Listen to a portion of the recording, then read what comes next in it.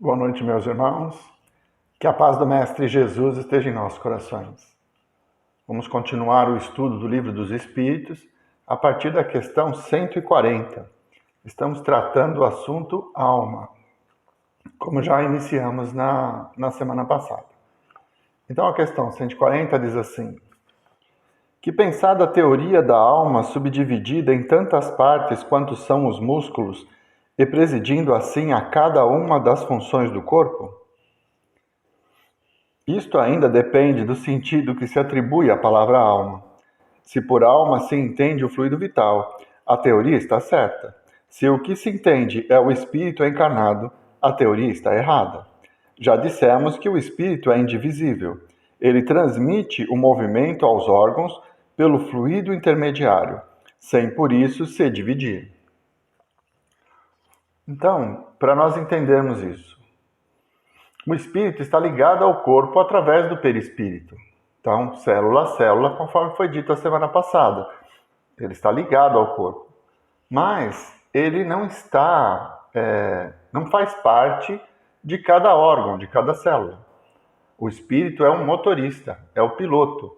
O corpo tem a vida gerada pelo fluido vital. Então, essa situação que ele descreve aqui é como se nós confundíssemos, né, o motorista com o carro. O carro tem todos os seus componentes, tem o combustível, tem todas as suas peças que fazem com que ele funcione e possa se locomover. Ele depende do piloto para exercer essa atividade. Para andar, ele precisa do motorista. O espírito e o corpo é a mesma coisa. Apesar deles estarem ligados por cordões fluídicos durante toda a encarnação, o corpo é independente do espírito. Ele vive porque tem fluido vital, que é o que dá vitalidade à matéria orgânica. E o espírito funciona como piloto, ele vai conduzir esse corpo, tá? Então, ele não vai influenciar diretamente célula a célula, apesar de pelo perispírito estar ligado a ela. Vamos em frente. 140A. Entretanto, há espíritos que deram essa definição. Os espíritos ignorantes podem tomar o efeito pela causa. Kardec comenta: a alma atua por intermédio dos órgãos e os órgãos são animados pelo fluido vital que se reparte entre eles, e com mais abundância nos que são centros ou focos de movimento. Esta explicação não pode aplicar-se à alma, considerada como o espírito que habita o corpo durante a vida e deixa por ocasião da morte. Então, o espírito é o piloto, tá? Ele é independente do corpo. Ele vai continuar existindo quando aquela máquina cessar, que é o nosso organismo. Quando ele perder a vitalidade, então o espírito se desprende e retorna ao mundo espiritual, que é de onde viemos antes da nossa encarnação. Então foi mais ou menos o que já foi explicado na questão anterior. 141. Há coisas de verdadeiro na opinião dos que pensam que a alma é externa e envolve o corpo? A alma não está encerrada no corpo como o pássaro numa gaiola. Irradia e se manifesta exteriormente como a luz através de um globo de vidro, ou como som em torno de um centro sonoro. É nesse sentido que se pode dizer que ela é externa, mas nem por isso é o envoltório do corpo. A alma tem dois envoltórios, um sutil e leve, é o primeiro, ao qual chamais perispírito, outro grosseiro, material e pesado, o corpo. A alma é o centro de todos esses envoltórios, como germe em um núcleo, já o dissemos. Então, o espírito ele está ligado ao corpo. Mas nós temos na literatura descrições de momentos em que o espírito se desdobra. No momento do sono, ele se desdobra. E André Luiz até observa na Assembleia que alguns espíritos estão ali, sentados observando. E outros têm uma ligação, um fio prateado que está preso ao corpo naquele momento da Assembleia. Então, é explicado a ele que aquele cordão é a ligação fluídica do espírito ao corpo. Então, o espírito, ele habita o nosso corpo e tem esse envoltório. Ele precisa da matéria para poder interagir com a matéria. Por isso a encarnação. Precisamos do corpo. O perispírito faz esse elo de ligação e ele o mantém ligado ao corpo mesmo nos momentos em que o espírito se desloca. Acontece que o perispírito, ele não fica preso dentro do corpo. Ele se expande. Então, algumas pessoas chamam isso de aura, né? Alguns videntes até enxergam essa aura.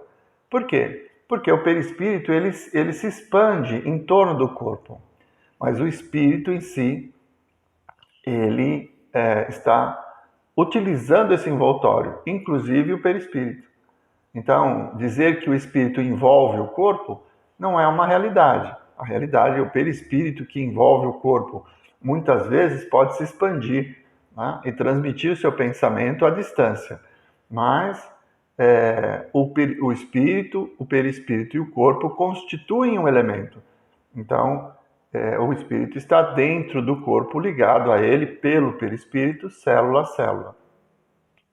Vamos em frente. Questão 142. Que dizer dessa outra teoria segundo a qual a alma, numa criança, se completa a cada período da vida?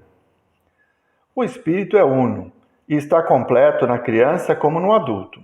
Os órgãos ou instrumentos das manifestações da alma é que se desenvolvem e se completam. É ainda tomar o efeito pela causa. Muito bem. No livro Missionários da Luz, nós acompanhamos a reencarnação de Segismundo, onde ele vai e analisa a preparação do seu corpo. E quando ele vai para o departamento de reencarnação, ele passa por um processo, né? A doutrina chama de perturbação. Então o espírito entra num estado de perturbação, ele vai diminuindo de tamanho e vai se esquecendo do passado. E esse esquecimento é temporário. Nós jamais perdemos as experiências já vividas. Mas durante a encarnação, para que sejamos protegidos de nós mesmos, acabamos esquecendo do passado. Aí é feita a ligação do espírito, perispírito e corpo no nascimento. Nos primeiros anos de infância, o espírito ainda está nesse processo de perturbação. Por que isso? Porque o corpo frágil da criança não conseguiria suportar as pressões de um espírito adulto. Não que o espírito esteja incompleto, ele não está incompleto, ele só não tem consciência de si mesmo. E essa consciência ela vai sendo readquirida à medida em que a criança vai crescendo, vai chegando à puberdade. Quando o corpo chega à puberdade, ele já tem as condições de um corpo adulto. Então, ele suporta as diferenças de personalidade para a qual ele foi encarnado. Então, a gente observa muito isso. A criança tem um certo comportamento durante um período, mas quando chega à adolescência, ela se transforma. Por quê? Porque ela readquire a sua própria personalidade. Então, não é que o espírito esteja incompleto, mas ele está ainda nesse processo reencarnatório. E ele vai se recordando, ou melhor, ele vai sofrendo as influências do seu passado, das diversas vidas, no inconsciente, ele vai demonstrando a sua própria personalidade, adquirida através de inúmeras encarnações durante séculos e séculos, a partir da adolescência. Porque aí o corpo já é um instrumento completo e vai suportar as necessidades do espírito na sua encarnação. Então ele não é parcial, ele nem se desenvolve o espírito, ele só vai readquirir a sua personalidade a partir da puberdade. 143. Por que nem todos os espíritos definem a alma da mesma maneira? Os espíritos não se acham todos igualmente esclarecidos sobre essas questões. Há espíritos ainda limitados que não compreendem as coisas abstratas. São como as crianças entre vós. Também há espíritos pseudo-sábios que fazem alarde de palavras para se imporem, como acontece ainda entre vós. E depois, os próprios espíritos esclarecidos podem exprimir-se em termos diferentes, que no fundo têm o mesmo valor, sobretudo quando se trata de coisas que a vossa linguagem é incapaz de traduzir com clareza. Recorrem então a figuras, a comparações, que tomais como realidade. Nós não podemos esquecer que espírito é a alma dos homens que viveram na Terra. Então, assim como nós temos diferentes graus evolutivos na nossa sociedade, na erradicidade também tem. Então, não é porque o espírito desencarnou que ele adquiriu conhecimento, que ele se transformou. Ele vai continuar levando consigo os seus sentimentos e todos os esforços necessários para a sua evolução. Mas não há saltos. É preciso que haja evolução gradativa, segundo o esforço, o empenho de cada espírito. Então, nas comunicações, é natural que hajam divergências, como há entre os encarnados. Pessoas que têm ideias diferentes acabam debatendo, discutindo, para defender seus próprios pontos de vista. Com relação aos espíritos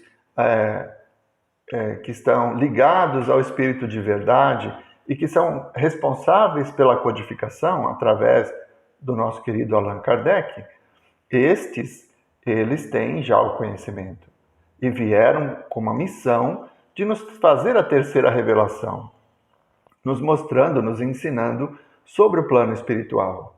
Mas ainda assim, existe a barreira da língua. Por quê? Porque nós usamos a mesma palavra para exprimir diversas coisas. A palavra amor, por exemplo, ela expressa o sentimento religioso que devemos ter em relação a Deus. Ela expressa o sentimento de irmandade que temos em relação aos nossos irmãos consanguíneos. Ela expressa o relacionamento entre pais e filhos. Ela expressa o relacionamento entre homem e mulher. É a mesma palavra, sentimentos completamente diferentes. Por isso, os espíritos têm dificuldade de deixar claras suas ideias, porque o nosso vocabulário é muito pobre. Então, nos dão exemplos. E é preciso tirar a essência, como nas parábolas do Cristo. Muitas delas falam do cotidiano do homem, daquele homem endurecido, do tempo em que ele esteve encarnado na Terra. E, para que nós entendamos a essência da mensagem, é preciso que haja uma interpretação, sempre combinando com os valores que ele nos trouxe. O mesmo pode ser dito em relação aos espíritos superiores. Bem, ainda temos mais 3 questões que tratam desse assunto, mas o nosso tempo acabou de novo. Eu não posso me empolgar, senão eu vou ficar falando 2 horas aqui. Então vamos encerrando e na semana que vem nós retomamos o estudo a partir da questão 144. Mais uma vez eu convido a todos que serenizem os seus pensamentos,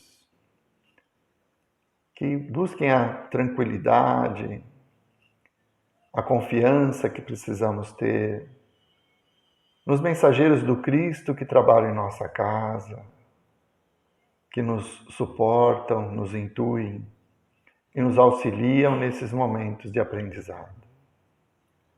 Que possamos abrir nossas mentes, nossos corações e permitir que esses bálsamos curativos que nos são oferecidos nesse instante possam penetrar o nosso íntimo, aliviando as nossas aflições, aliviando as nossas dores, nos trazendo a confiança necessária para que conduzamos a nossa vida segundo a vontade do Pai e os ensinamentos do Cristo. Mestre Jesus, vós que sois todo poder e bondade, derramai vossas bênçãos sobre nós, Senhor, que possam ser retirados todos os fluidos impuros, que possam ser retirados em vosso nome. Mestre Nazareno, que o vosso amor que se derrama sobre toda a terra possa curar nossas feridas e, se for do nosso merecimento, Senhor, que encontremos a paz e a cura para todos os nossos males, sempre na prática do vosso Evangelho. Muito obrigado, Mestre Jesus. Muito obrigado, meus irmãos. Uma boa noite a todos.